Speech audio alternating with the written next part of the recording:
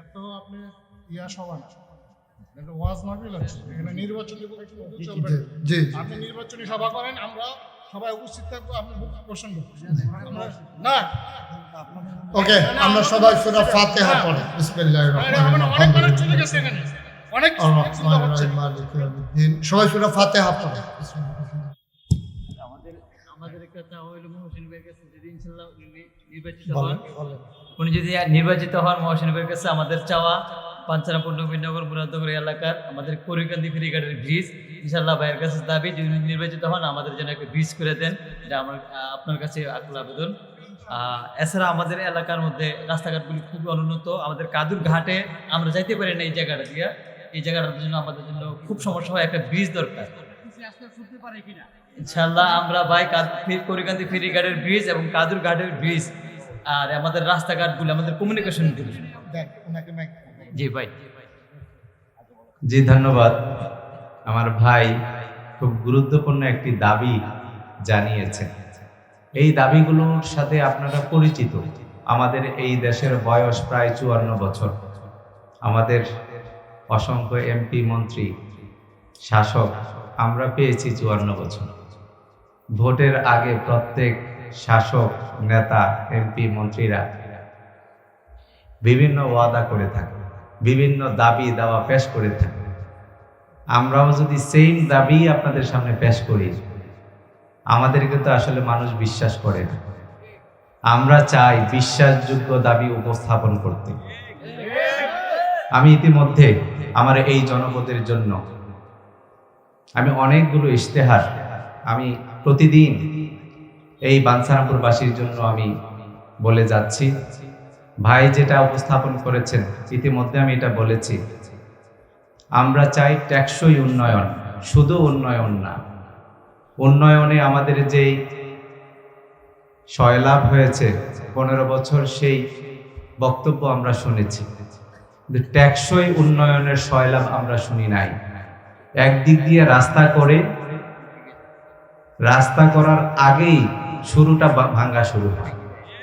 যদি এটা টেকসই রাস্তা হতো, মিনিমাম একটা রাস্তা 5 বছর যায়। স্বাভাবিকভাবে যদি একটা রাস্তা নির্মাণ করা হয়, যেই বরাদ্দ আসে সেই বরাদ্দ যদি প্রপার ওয়েতে নির্মাণ করে, রাস্তায় ঢালা হয়, স্বচ্ছতা থাকে, একটা রাস্তা 5 বছর আগে ভাঙার কোনো সুযোগ নেই। কিন্তু আমাদের দেশের রাস্তাগুলো করার আগেই ভাঙা শুরু হয়। ভাই যেটা বলছেন, 20 নন্দী করিকান্দি মেঘনার ওপরে যে ব্রিজ, আমাদের সম্মানিত সেক্রেটারি জেনারেল গত শুক্রবার আমাদের বাঞ্ছারামপুর এসেছেন, অধ্যাপক মিয়া গোলাম পরোয়ার।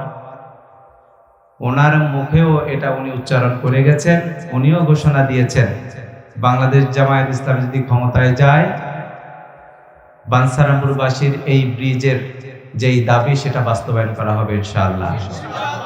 আরেকটি বিষয়, আর্থসামাজিক উন্নয়নে আমাদের এই বাঞ্ছারামপুর চতুর্দিকে মেঘনা এবং তিতাসে ঘেরা।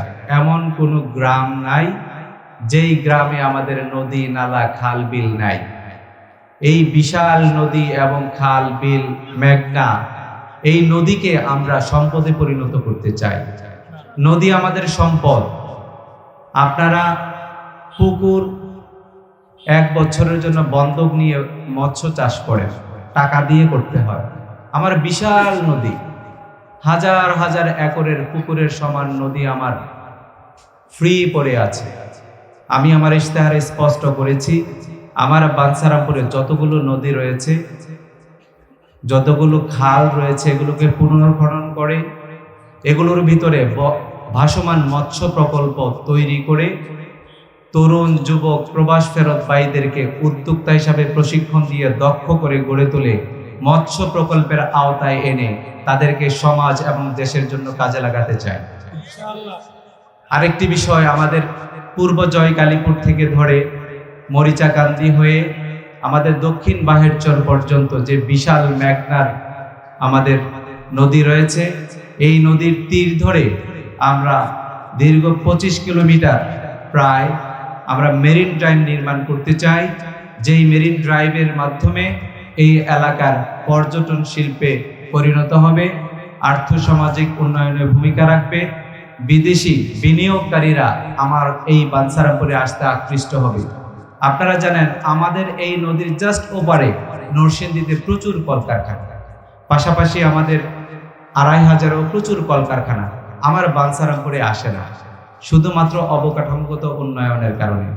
আমি চাই আপনাদের মূল্যবান মতামতের মাধ্যমে যদি আগামী দিনে রায় পাই, এই কাজগুলো আমি বাস্তবায়ন করতে চাই। তরুণ ভাইদের জন্য উদ্যোক্তা হিসেবে তৈরির জন্য প্রয়োজনীয় প্রশিক্ষণের মাধ্যমে আগামী দিনে একটি টেকসই উন্নয়নমূলক সমাজ ব্যবস্থা আমি আপনাদের উপহার দিতে চাই। সেই জন্য আপনাদের কাছে দোয়া চাই। আসসালামু আলাইকুম ওয়া রাহমাতুল্লাহ। এক্সকিউজ মি, এত আপনি সভা না, এটা ওয়াজ মাহফিল হচ্ছে, এখানে নির্বাচনী বক্তব্য চলবে না। জি আপনি নির্বাচনী সভা করেন, আমরা সবাই উপস্থিত থাকবো, আপনি প্রশ্ন না। ওকে, আমরা সবাই সূরা ফাতিহা পড়ি। বিসমিল্লাহির রহমানির অনেক মানুষ রহিম। চলে গেছে এখানে, অনেক আর-রহমানির রহিম, মালিকি ইয়াউমিদ্দিন। সবাই সূরা ফাতিহা পড়ে, দোয়া হবে। আপনি নির্বাচনী সভা করেন, সবাই আসবেন, আপনি শুনবেন। এটা ওয়াজ মাহফিল আমরা আয়োজন করছি। সূরা ইখলাস পড়ে, সূরা কুল হুয়াল্লাহু আল্লাহু আমরা নিজস্ব ওয়াজ দরুদ শরীফ পড়ে। আল্লাহুম্মা সাল্লি আলা সাইয়্যিদিনা, আল্লাহুম্মা আমিন। রব্বানা যালামনা আনফুসানা ওয়া ইল্লাম তাগফির লানা ওয়া তারহামনা লানাকুনান্না মিনাল খাসিরিন। ربنا آتنا في الدنيا حسنة وفي الآخرة حسنة وقنا عذاب النار। আয় আল্লাহ তাআলা, তোমার কুদরতি পায়ে ধরে ভিক্ষা চাই, আমরা যারা হাত বাড়াইলাম আমাদের জীবনের গুনাহগুলো তুমি মাফ করে দাও। এই জীবনে আমরা আর গুনাহ করব না। আয় আল্লাহ তাআলা, ও মাওলা রব্বে করিম, আমাদের আব্বা আম্মা যারা অন্ধকার কবরে, আব্বা আম্মা যাদের কবরে, কারো আব্বা নাই, কারো মা দুনিয়ায় বেঁচে নাই, মা যার কবরে, বাবা যার কবরে, ওই মায়ের কবরে, ওই বাবার কবরে তুমি মাওলা আর আযাব দিও না। আয় আল্লাহ তাআলা, ও মাওলা রব্বে করিম, আব্বা আম্মার কবর জান্নাতের টুকরা বানিয়ে দাও। ও রব্বির হামহুমা কামা রব্বায়ানি সগীরা, ও রব্বির হামহুমা কামা রব্বায়ানি সগীরা। ইয়া রাব্বাল আলামিন, মাওলা রব্বে করিম, এই তেজখালির জমিনে মাটির নিচে যারা ঘুমিয়ে আছে তাদের কবরগুলোকে তুমি মাওলা জান্নাতের টুকরা বানিয়ে দাও। টাকা দিল, পয়সা দিল, বুদ্ধি দিল, পরামর্শ দিল, মাহফিলে যারা হাজির হলো আজকের এই মাহফিল, তাদের জন্য তুমি মাওলা নাজাতের উসিলা বানাইয়া দিও। ইয়া রাব্বাল আলামিন, প্রতি বছর সুন্দর করে এই মাহফিলটা কায়েম দায়েম রাখার তৌফিক তুমি দান করে দাও। ইয়া রাব্বাল আলামিন, মাওলা রব্বে করিম, যারা বিদেশে পড়ে আছে সহি সালামতে বিদেশি জিন্দেগি করার তৌফিক তুমি দান করে দাও। ইয়া রাব্বাল আলামিন, আমার কলিজার টুকরা যুবক যারা দ্বীনের খাদেম হিসেবে তুমি কবুল আর মঞ্জুর করে নাও। যার মনে যত নেক আশা আছে তুমি পূরণ করে দাও, যার যত ভাব আছে তুমি দূর করে দাও, যার যত পেরেশানি আছে উদ্ধার করে নাও, যারা ঋণগ্রস্ত ঋণ মুক্ত বানাইয়া দাও। পর্দার আড়ালে মায়েরা বোনেরা যারা হাত বাড়িয়ে দিল, আবেদা সালেহা তুমি মাওলা জাহেদা বানাইয়া দিও। আয় আল্লাহ তাআলা, এই বাংলাদেশের সুন্দর বাংলাদেশ বিনির্মাণের স্বপ্ন দেখে দেখে যারা তাদের নিজের জীবন বিলিয়ে দিল, আয় আল্লাহ তাদেরকে তুমি মাওলা কবুল আর মঞ্জুর করে নাও। আয় আল্লাহ, আধিপত্যবাদের বিরুদ্ধে বজ্র কঠিন দিনের পথে অবিচল আস্থা নিয়ে আমার উসমান হাদি দুনিয়াতে জীবন দিয়ে দিল, তাকে মাওলা শহীদ হিসেবে কবুল আর মঞ্জুর করে নাও ইয়া রাব্বাল আলামিন। আয় আল্লাহ তাআলা, এই মাহফিলের উসিলায় এই এলাকার ভিতরে ভাই ভাই ঠাই ঠাই হয়ে আমাদের সবাইকে মিলেমিশে চলার তৌফিক দান করে দাও।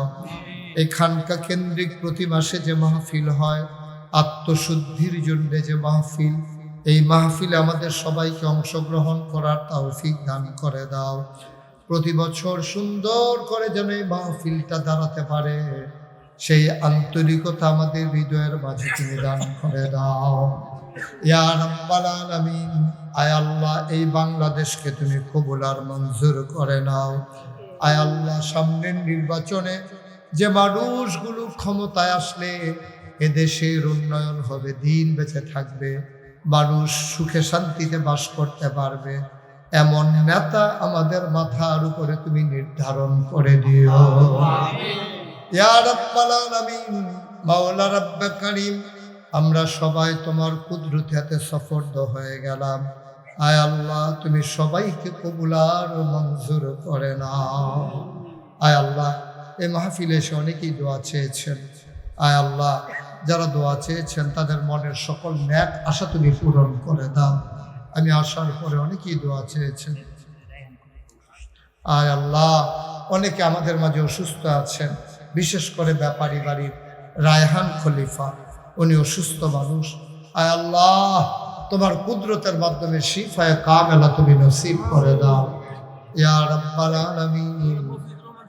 মাওলানা মফিজুর রহমান সাহেব অসুস্থ, আরো যারা অসুস্থ, আয় আল্লাহ, আমরা কয়জনের নাম বলবো তুমি তো জানো মাওলা। যারা অসুস্থ তুমি শিফায়ে কামেলা নসিব করে দিও। আয় আল্লাহ, এই বাংলাদেশকে তুমি কবুল আর মঞ্জুর করে নাও। আয় আল্লাহ, ভবিষ্যৎ বিনির্মাণে আমাদেরকে ভূমিকা রাখার তৌফিক দান করে দাও। আমাদের সবাইকে মকবুল বান্দা হিসেবে কবুল আর মঞ্জুর করে নাও মাওলা। আমরা তো একদিন থাকবো না মাওলা, ইন্তেকালের পূর্বে তুমি রাজি থেকে তোমার হাবিবকে রাজি রেখে আমাদের সকলের কণ্ঠে তুমি মধুর কলেমা জারি করে দিও লা ইলাহা ইল্লাল্লাহু মুহাম্মাদুর রাসূলুল্লাহ সাল্লাল্লাহু আলাইহি ওয়াসাল্লাম। আসসালামু আলাইকুম ওয়া রাহমাতুল্লাহি ওয়া বারাকাতুহু।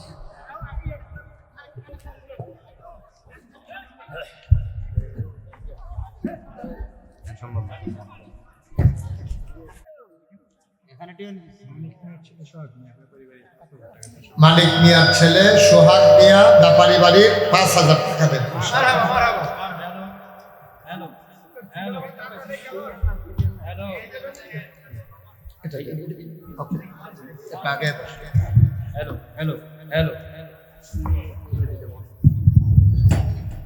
বন্ধ করে দাও, বন্ধ করো।